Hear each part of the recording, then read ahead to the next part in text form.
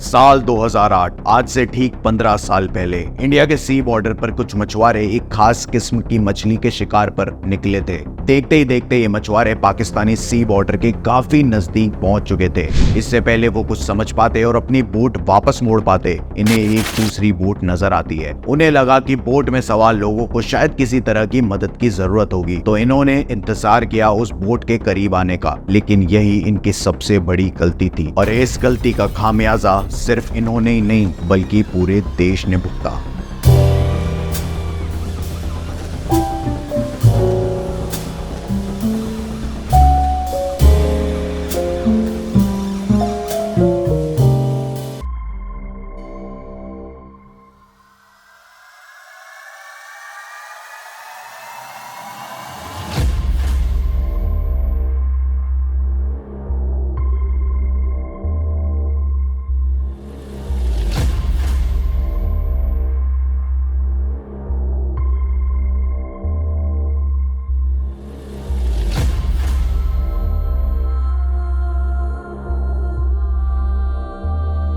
Boat के करीब आते ही उसमें से 15 से 20 लोग निकले और उन्होंने मछुआरों से कहा कि उनकी बोट की मोटर खराब हो गई है। एक एक करके सबने बिना पूछे ही मछुआरों की बोट पर चढ़ना शुरू कर दिया। मछुआरे कंफ्यूज थे क्योंकि ये बोट इंडिया की नहीं बल्कि पाकिस्तान की थी और ये लोग भी पाकिस्तान के ही थे। इसके बाद इन लोगों ने उन 6 मछुआरों को एक एक करके मारना पीटना शुरू कर दिया। मछुआरों के सरदार को छोड़कर बाकी सबको वो अपनी बोट पर घसीट कर ले आए और मछुआरों के लीडर की बोट पर 10, 16 से 17 साल के लड़कों को बैठा दिया गया और कहा कि इन्हें मुंबई तक पहुंचाओ, उसके बाद तुम्हारे साथियों को छोड़ देंगे। ये लड़के मुंबई तक पहुंच चुके थे और बीच में ही उन्होंने मछुआरों के लीडर को भी मार दिया। बाकी मछुआरों का क्या हुआ होगा ये तो आप समझ ही गए होंगे। इसके बाद इन 10 लड़कों ने ली मुंबई में एंट्री, कुछ नापाक और खतरनाक इरादों के साथ। और इन लड़कों का मकसद था फिदाइन हमला, वो हमला जिसमें अपनी जान की भी कोई परवाह नहीं होती, लेकिन मकसद होता है रास्ते में आने वाले हर इंसान को बेरहमी से मार देना। ये दिन था 26 नवंबर 2008 जब लश्कर तैयबा के इन 10 आतंकवादियों ने पूरे देश को हिला डाला। पूरा देश बस यही दुआ कर रहा था कि मुंबई में जल्दी से सब ठीक हो जाए और लोग सही सलामत अपने अपने घर पहुंच जाएं। Attack on Leopold cafe. समुद्र का रास्ता पार करते ही सबसे पहले इन आतंकवादियों ने 2-2 के ग्रुप में अलग अलग टैक्सी की मुंबई की अलग अलग लोकेशंस के लिए। उसमें से 2 आतंकवादी पहुंचे मुंबई के सबसे क्राउडेड कैफे लियोपोल्ड में, लेकिन इससे पहले इन्होंने एक टैक्सी में बॉम्ब फिट कर दिया था। तो पहला धमाका हुआ उस टैक्सी में और उसके बाद लियोपोल्ड कैफे, जहां हजारों की तादाद में देश विदेश के टूरिस्ट मौजूद थे, जिसमें बच्चे, बूढ़े, जवान सभी शामिल थे। अचानक से मेन गेट की तरफ से फायरिंग शुरू होती है और एक एक करके सभी लोग मौत के घाट उतार दिए जाते हैं। पूरा कैफे लहूलुहान हो जाता है। कुछ लोग अपनी जान बचाने के लिए कैफे के किचन की तरफ भागते हैं। इतना ही नहीं, ये आतंकवादी दोबारा चेक करते हैं कि कोई बचा तो नहीं है, लेकिन उनकी नजरों के सामने जितने भी लोग थे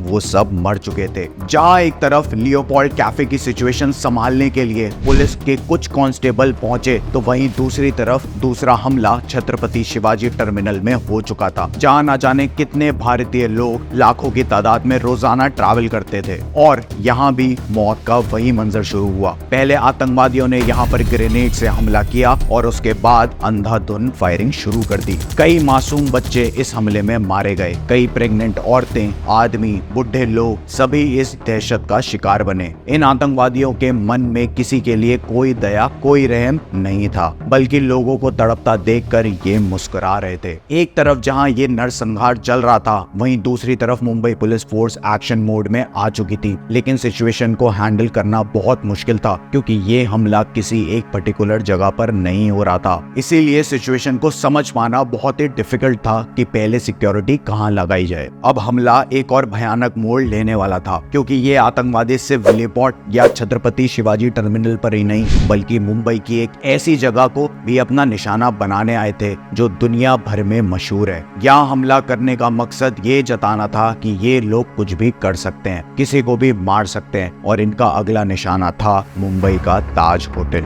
the assassination of Taj hotel. Leopold cafe और छत्रपति शिवाजी टर्मिनल में तबाही मचाने के बाद छोटी छोटी गलियों से होकर ये लोग पहुंचे ताज होटल। इन्हें बंदूक, ग्रेनेड और मैपिंग सबकी पुख्ता ट्रेनिंग दी गई थी, इसलिए पहली बार इंडिया आने के बावजूद भी गलियों के रास्ते ये आतंकवादी ताज होटल पहुंचे और वहां एंटर करते ही इन्होंने लोगों को गोलियों से भूनना शुरू कर दिया। यहाँ भी वही हाल, अंधाधुंध फायरिंग, जो भी रास्ते में दिखे उसे बेरहमी से जान से मार डालना। ताज होटल में भी ना जाने कितने मासूम बच्चों का कत्लेआम हुआ। जहाँ ताज होटल में ये मास मर्डर चल रहा था, वहीं विश्वास पाटिल जैसे मुंबई पुलिस के बहुत से जाबाज इंस्पेक्टर और कांस्टेबल मौके को देखते हुए बिना किसी बुलेट प्रूफ जैकेट और ऑटोमेटिक गन के होटल पहुंच गए थे, क्योंकि अगर ऑफिसर्स इनका वेट करते तो शायद बहुत देर हो जाती। धीरे धीरे करके बाकी सभी सिक्योरिटी फोर्सेस भी आ चुकी थी इन आतंकवादियों को ठिकाने लगाने। इस हमले में बहुत से ऑफिसर्स ने अपनी जान गंवाई। हेमंत करकरे, संदीप उन्नी कृष्णन, अशोक कामते, विजय सालस्कर, इनफैक्ट इंस्पेक्टर विश्वास पाटिल के बॉडीगार्ड और उनके साथ मौजूद ऑफिसर्स भी शहीद हुए। सिक्योरिटी के फोर्सेस के अलावा ताज होटल का स्टाफ भी बहुत बहादुर था। होटल की सारी मैपिंग उन्हें पता थी, सभी रास्ते, सभी दरवाजों से बखूबी वाकिफ था स्टाफ। वो चाहते तो अपनी जान बचाने के लिए होटल से इजीली निकल सकते थे, पर उन्होंने ऐसा नहीं किया और अपनी ड्यूटी शानदार तरीके से निभाई। इस तरह की कोई इमरजेंसी ट्रेनिंग ना होने के बावजूद भी स्टाफ ने होटल में मौजूद बहुत से लोगों को बचाया। ताज होटल के सेकंड फ्लोर पर बैंक्वेट हॉल में हिंदुस्तान यूनिलीवर की डिनर पार्टी चल रही थी। ठीक 9:30 बजे जब डिनर सर्व किया जा रहा था, तब लोगों ने ब्लास्ट की आवाजें सुनी।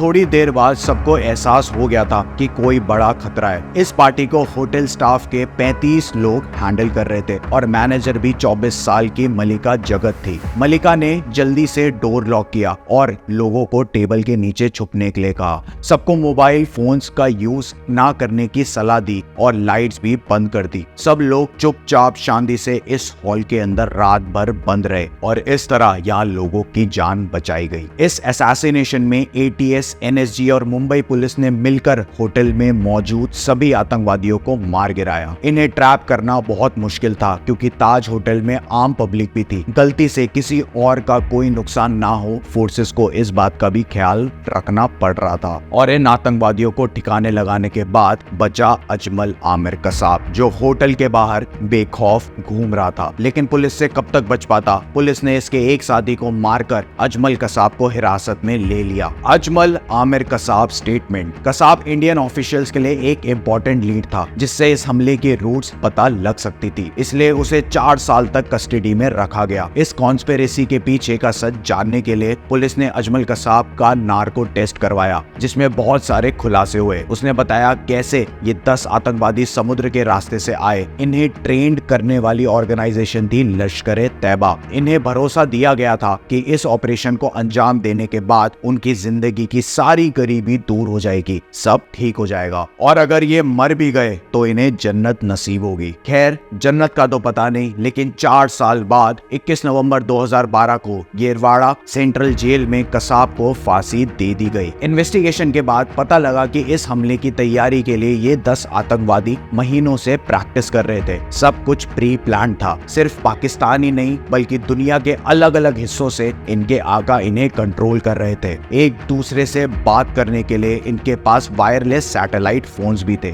अगर मुंबई पुलिस वक्त पर अपनी जान की परवाह किए बिना इंस्टेंट एक्शन नहीं लेती, तो शायद ये भयानक हमला और भी जाने ले सकता था। जिस तरह मुंबई पुलिस ने Leopold cafe, Chhatrapati Shivaji terminal और उसके बाद ताज होटल की सिचुएशन को एक एक करके हैंडल किया, वो वाकई काबिल तारीफ था। ताज होटल के स्टाफ ने भी अपनी ड्यूटी अच्छे से निभाई। स्टाफ का एक भी मेंबर भागा नहीं, बल्कि आगे बढ़कर लोगों की मदद की। इस हमले को 15 साल हो चुके हैं। ताज होटल की जली हुई दीवारें, टूटे हुए खिड़की दरवाजे तो मरम्मत होने के बाद पहले की तरह चमक रहे हैं, लेकिन उन लोगों के आंखों की चमक हो सी गई है जिन्होंने मुंबई के इस दर्दनाक हादसे में अपनों को हमेशा के लिए खो दिया। तो ये थी कहानी 26/11 की। अपने व्यूज हमें कमेंट सेक्शन में जरूर बताइए, और ऐसे किस्से, कहानियां और दुनिया से परे राज जानने के लिए अभी सीरियल चिल्स को सब्सक्राइब करिए। मिलते हैं आपसे अगले हफ्ते एक और किस्से और कहानी के साथ।